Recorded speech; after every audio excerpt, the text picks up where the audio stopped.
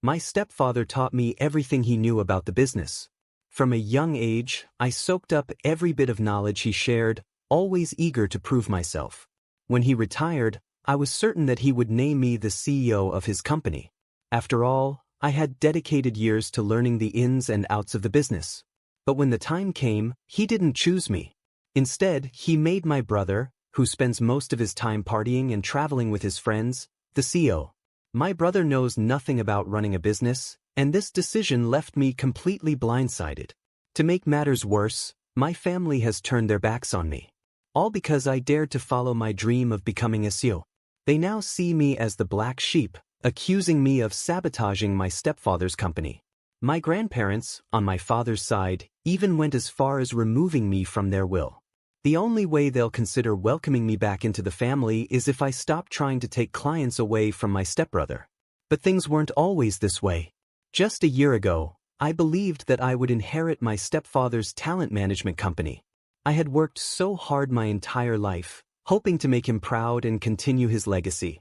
However, it seems that in the end, blood truly is thicker than water.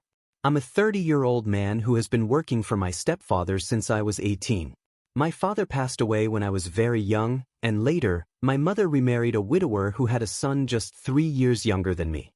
We became a blended family, and despite the changes, I never lost contact with my father's side of the family. The way my stepbrother Scott and I were raised, no one would have guessed we weren't blood relatives. My stepdad treated us both like his own sons, though we were very different in our interests and personalities. While my stepbrother spent his school holidays on trips, partying with his friends, I spent mine begging my stepfather to let me work at the company. He eventually gave in, allowing me to do small tasks like answering phones, bringing coffee, and running errands while I was still in high school. My mom was incredibly proud of me for taking an interest in the business and working so hard. During college, I continued to work for my stepfather part-time, in the field I was studying. I always turned to him for advice whenever I faced challenges, and he was there to help me every step of the way. The money I earned usually went into savings, as my mom and stepfather were already covering my tuition. I might sound entitled for thinking I deserved to run the company, but in many ways, my stepfather had been preparing me for that role from the start. Unlike me, my stepbrother never showed any interest in the business. But despite all my efforts and dedication, it was he who ended up in the position I worked so hard for. I began working for my stepfather while I was still in college.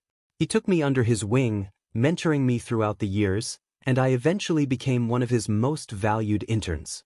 When I finished my degree, I had a variety of job offers from different companies, all eager to hire me. But despite these tempting offers, I chose to stay with the family business. I couldn't bring myself to leave behind everything I had worked for and the people I cared about for a more comfortable job elsewhere. In hindsight, I should have taken the best offer and walked away because what I ended up doing was setting myself up for disappointment. I had accumulated years of experience in the business, and my job prospects were excellent. My stepfather made me an offer with benefits and promised me that I had a bright future at the agency. As I continued to work there, I was entrusted with larger and more significant projects. At first, my fellow employees didn't take me seriously, but through sheer hard work, I earned their respect and trust. Everyone in the company knew that I was his son and his right-hand man. The business became my entire life. I had little time for anything else. Over the past 5 years, I poured my heart and soul into the company. I started from the bottom, and my stepfather was always fair, ensuring that I genuinely earned every promotion I received. As my position within the company grew, he began to seek my advice on business matters. Before long, I knew all of the company's trade secrets, every single client, and even our competitors. I was a key player in closing deals, and I quickly became one of the top managers in just 5 years. Then, my stepfather announced his retirement, which meant that the position of CEO would soon be available. Everyone, including my mother, believed that I would be the one to take on this role, given the success I had brought to the company. I was ready for the opportunity. My stepfather had even hinted that I was moving up in the company for quite some time. But when the moment came, he shocked everyone by naming my stepbrother as the new CEO candidate. I felt utterly betrayed, as did many others who had witnessed the hard work I had put in. My stepfather claimed that my stepbrother had the potential to lead the company forward and mentioned that he had been mentoring him for the past 7 months. The reality, however, was that my stepbrother had been working overseas for different companies, none of which were in the same field as ours. Even if he had been taught everything there was to know about our business in that short time, he was still far from qualified to take on the role. I pulled my stepfather aside one day and asked him directly why he had chosen Scott over me for the CEO position. I had to know the reason behind his decision, especially after all the hard work I had put into the company. He looked at me and said that while I was a good employee, I still had a lot to learn before I could become a leader. His words stung, so I asked him if his decision had anything to do with the fact that Scott was his biological son, and I wasn't. That question seemed to set him off. He got angry and started questioning whether he had ever treated me like I wasn't his son. He essentially told me to grow up and stop acting like he owed me anything. The conversation left me feeling empty, like I had been wronged in a major way. Even some of the other employees believed that my stepfather had made the wrong choice. If I were just another employee who had worked at the company for years, I might have accepted it, but it felt completely unfair that the rest of us had to start from the bottom while Scott was handed everything on a silver or rather, gold platter. I couldn't wrap my head around it. I had done everything right. I brought in the best clients, sacrificed my social life, and even gave up holidays just to be mentored by him. I felt like he had misled me, making me believe that I was being groomed for something greater. I had taken every compliment to heart, believing that I had a bright future ahead in the company. But in my mind, that future was supposed to be at the top, not working under someone with zero experience. As the reality of the situation sank in, I saw things for what they truly were.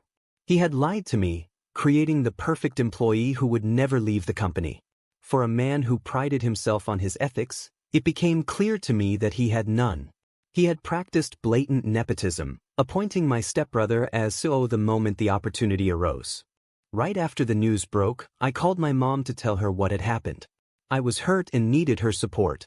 But instead of the empathy I was hoping for, she told me that it wasn't the end of the world and that other opportunities would come my way.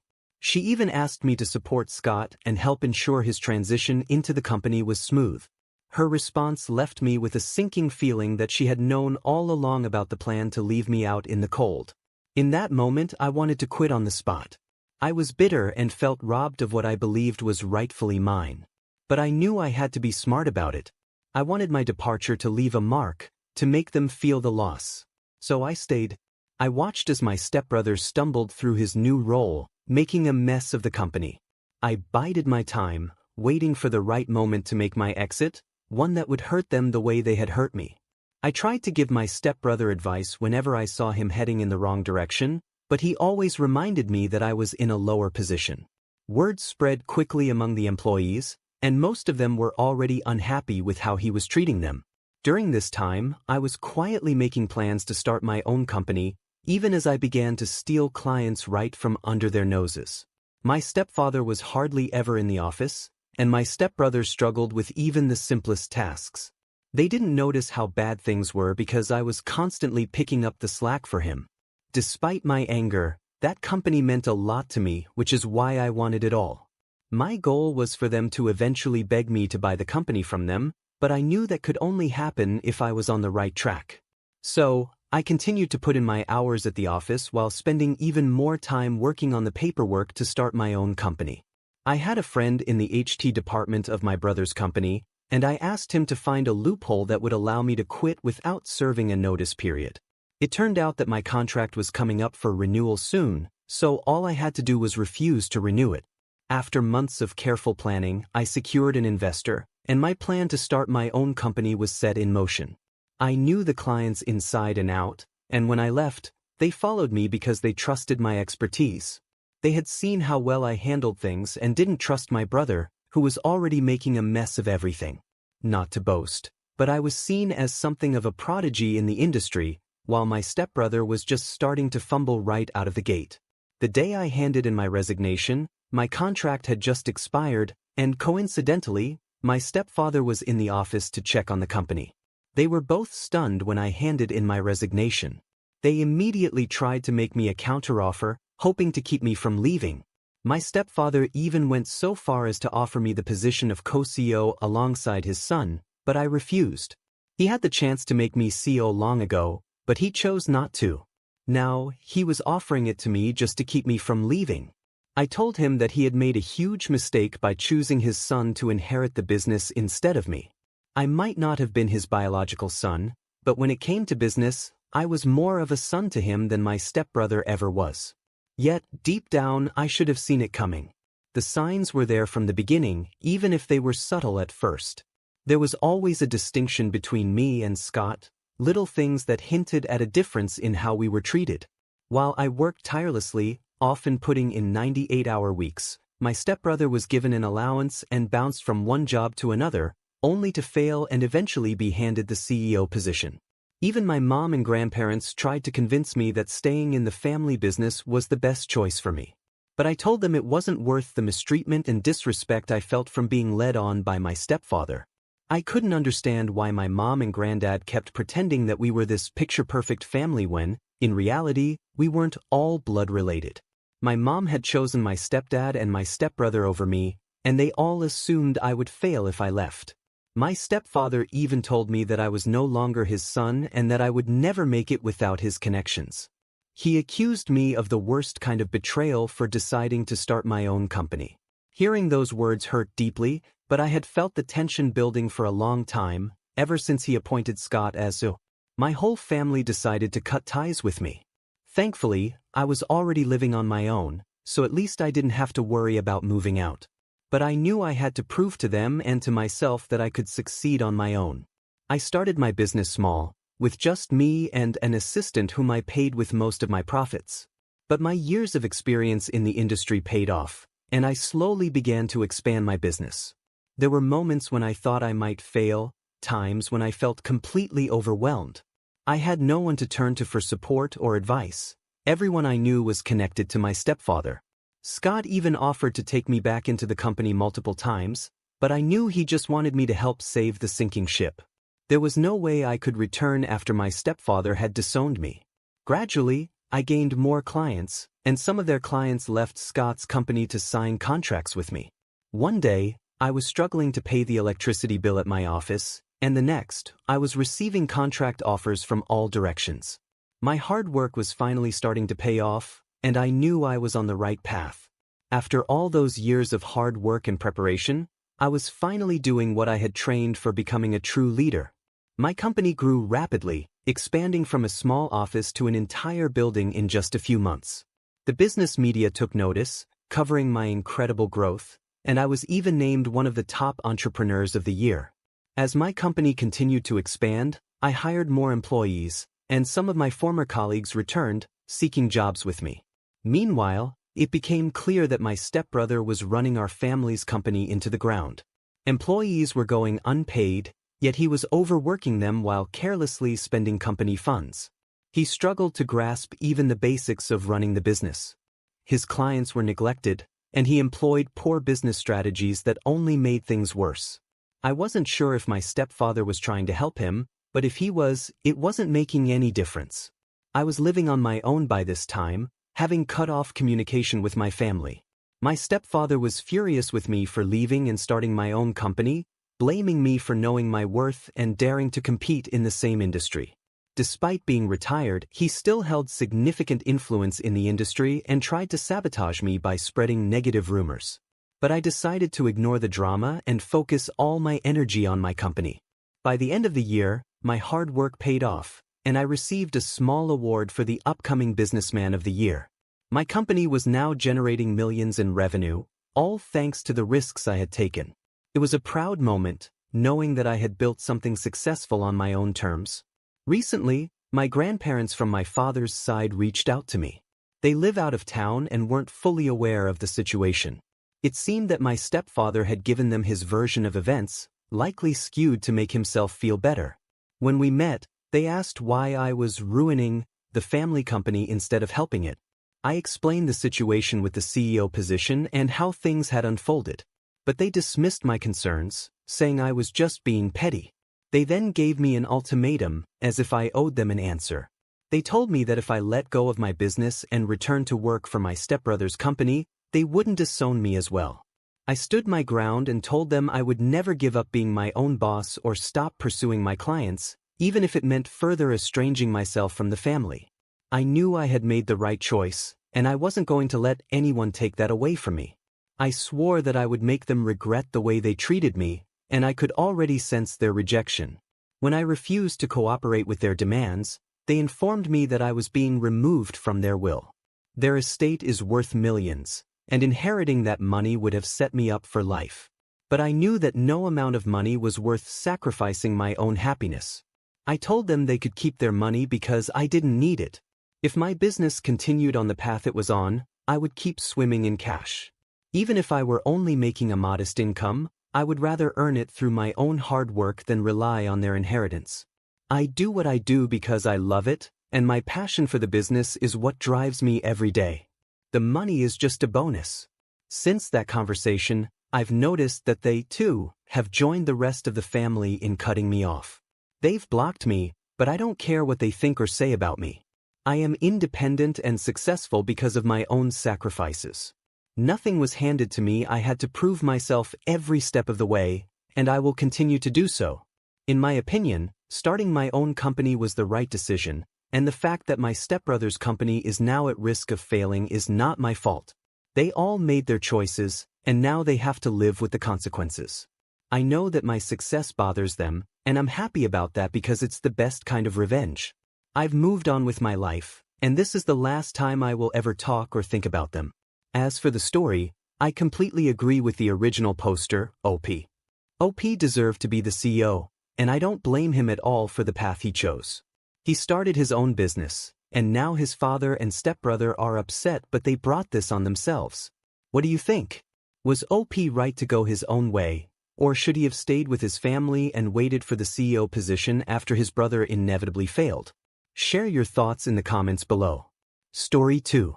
Over the weekend, a 25-year-old woman, went to a dinner with some of my dad's relatives. We don't see these relatives very often, so it was one of those rare family gatherings. My dad has never gotten along well with his brother, my uncle, and honestly, I haven't either.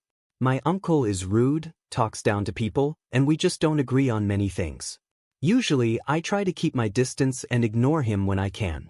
But at this dinner, my uncle decided to ask me about the car I drove up in and about my new job. I started working about a year ago after graduating from college, and I've been working hard to build my career. I'm a software engineer, and I'm proud of the work I do. It's a field that requires a lot of skill and dedication, and I've put in the time and effort to be successful. With the money I've earned, I recently bought my dream car, something I've always wanted. So, when my uncle, in his usual condescending tone, asked me, "Hey, how much are they paying you anyway?" I knew he wasn't asking out of genuine curiosity. It was more like he was setting me up to make me feel bad. I didn't want to play along with whatever game he was trying to start, so instead of giving a vague answer like, "Oh, enough," I decided to be straightforward. I told him exactly how much I make. Apparently, that wasn't the answer he was expecting. He started going off on a rant about how number 25-year-old should be making that kind of money and how stupid my company must be for paying me that much. I was shocked by how upset he got, but I didn't back down. I told him that I deserve every penny I make because I work hard, and not just anyone can do what I do. This response seemed to really set him off. After dinner, I received a text from my cousin saying that I had been really rude at dinner and that I had insulted my uncle's intelligence. My dad, who doesn't like his brother anyway, took my side and supported me. He knows how hard I've worked, and he understood why I stood up for myself. However, my sister agreed with my cousin. She told me that I shouldn't have mentioned how much money I make or talk to our uncle that way because it's considered impolite. Now, I'm left wondering if I was in the wrong. I didn't think I did anything wrong by simply answering a question and defending myself when I was insulted. But the reaction from my cousin and sister has made me second-guess my actions. Am I the one at fault here? Honestly, I don't think I'm the bad guy in this situation. There was one comment I read online that really stuck with me, not the a-hole. He asked a question, you answered. He insulted you, and you defended yourself. Don't dish it out if you can't take it. That's exactly how I feel. My uncle started this whole thing by asking about my salary in a way that wasn't respectful. I just responded honestly, and when he insulted me, I stood up for myself. So, what do you all think? Did I go too far by telling my uncle how much I make and defending myself when he got upset? Or was I right to stand my ground? Let me know in the comments below. I read every single comment and appreciate all your opinions. That's all the stories I have for you today. If you're new to the channel, make sure to smash that subscribe button. Revenge Online will see you tomorrow with more stories. And remember, it's cool to be kind. See you guys.